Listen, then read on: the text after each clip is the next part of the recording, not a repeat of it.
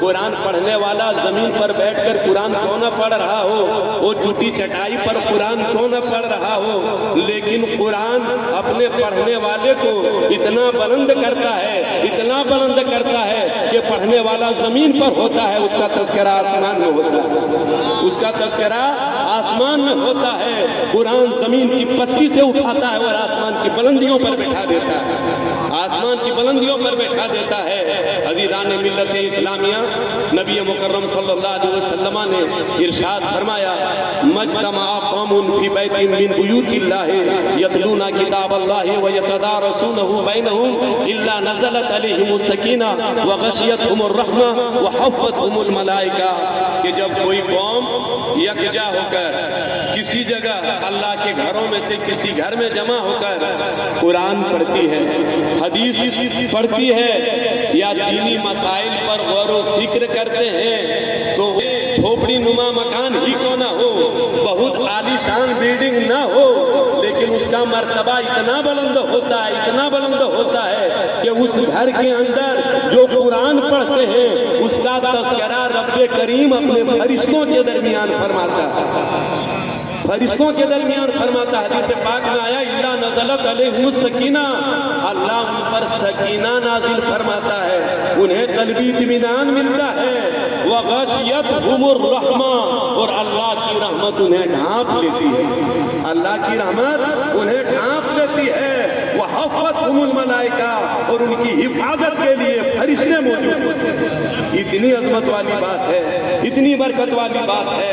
میں تو ببانگے تو حل کہتا ہوں، ارے زمانے کا کوئی پڑھنے والا اور زمانے کا کوئی پڑھانے والا قرآن پڑھنے والا اور قرآن پڑھانے والے سے بہتر نہیں ہو سکتا، اس سے بہتر کوئی نہیں ہو سکتا۔ اور یہ میں نہیں، میرے مصطفیٰ کا فرمان بولتا ہے، نبی کریم نے فرمایا، خیرکم من تعلم القرآن وعلمہ، تم میں سب سے بہتر وہ ہے جس نے قرآن پڑھا اور دوسروں کو پڑھایا، جس نے قرآن پڑھا اور دوسروں کو پڑھایا، جس نے قرآن سیکھا اور دوسروں کو سکھایا۔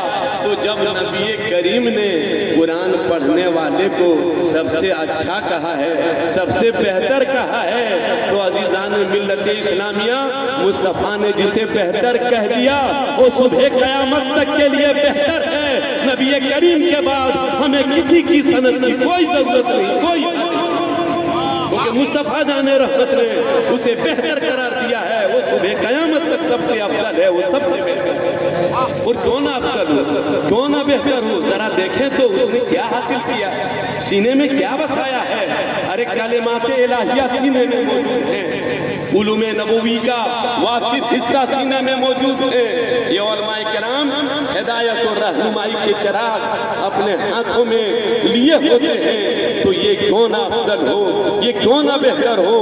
عزیزان ملت اسلامیہ، یہ علم دین ہی وہ دولت ہے، یہ علم دین ہی وہ دولت ہے جس کی اشاعت و ترویج کے لیے آج مدرسے کی چھت کی ڈھلائی ہو رہی ہے۔ یہاں سے وہ دولت بڑھتی ہے، وہ خزانہ بٹے گا، کہ وہ خزانہ جب انسان حاصل کر لیتا ہے تو دنیا میں بھی وہ سرخرو ہو جاتا ہے اور آخرت میں اس کی بنتی ہوئی نظر آتی ہے۔ یہ علم دین ہی عزت دلاتا ہے، یہ علم دین ہی بلندی دلاتا ہے، یہ علم دین ہی اصل میں سرداری دلاتا ہے، یہ علم دین ہی اصل بادشاہ دلاتا ہے۔ عزیزان ملت اسلامیہ، علم دین ہی کی وجہ سے سرداری ملتی ہے، بادشاہت ملتی ہے۔ ذرا دیکھیں تو صحیح، حجاج بن یوسف بنی امیہ کا ایک بہت بڑا ظالم حکمراں گزرا ہے، حجاج بن یوسف، علماء کرام جانتے ہیں۔ اس ظالم نے ہزاروں مسلمانوں کو شہید کیا اور درجنوں تابعین کو انہوں نے شہید کیا۔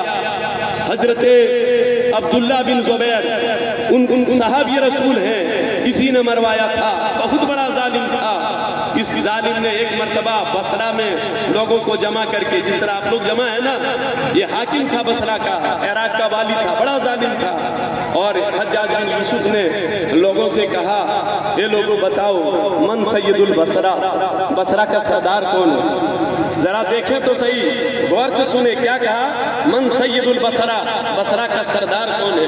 وہ خود بصرہ کا سردار ہے، بصرہ کا حاکم ہے، بڑا ظالم حاکم ہے۔ اللہ اکبر، ہزاروں مسلمانوں کو شہید کر چکا ہے، وہ ظالم پوچھتا ہے من سید البصرہ، بصرہ کا سردار کون ہے؟ وہی رعایا سے پوچھ رہا ہے، سب جانتے ہیں کہ بصرہ کا حاکم یہ ہے، لیکن پوچھ رہا ہے بصرہ کا سردار کے کون ہے؟ اللہ اکبر! یہ خیر القرون کے زمانے کا بعد کا زمانہ تھا، ایسے لوگ دنیا میں بسا کرتے تھے کہ حق کا برملا اعتراف کرتے تھے، چاہے پاداش میں جان ہی کیوں نہ چلی جائے، جان ہی کیوں نہ چلی جائے، وہ حق بات کا برملا اظہار کرتے تھے۔ جب حجاج نے پوچھا من سید البصرہ، بصرہ کا سردار کون ہے، ایک شخص کھڑا ہوتا ہے اور وہ کہتا ہے الامام الحسن البصری ہوا سید البصرہ، امام حسن بصری یہ بصرہ کے سردار ہے، امام حسن بصری یہ بصرہ کے سردار ہے۔ حجاج بن یوسف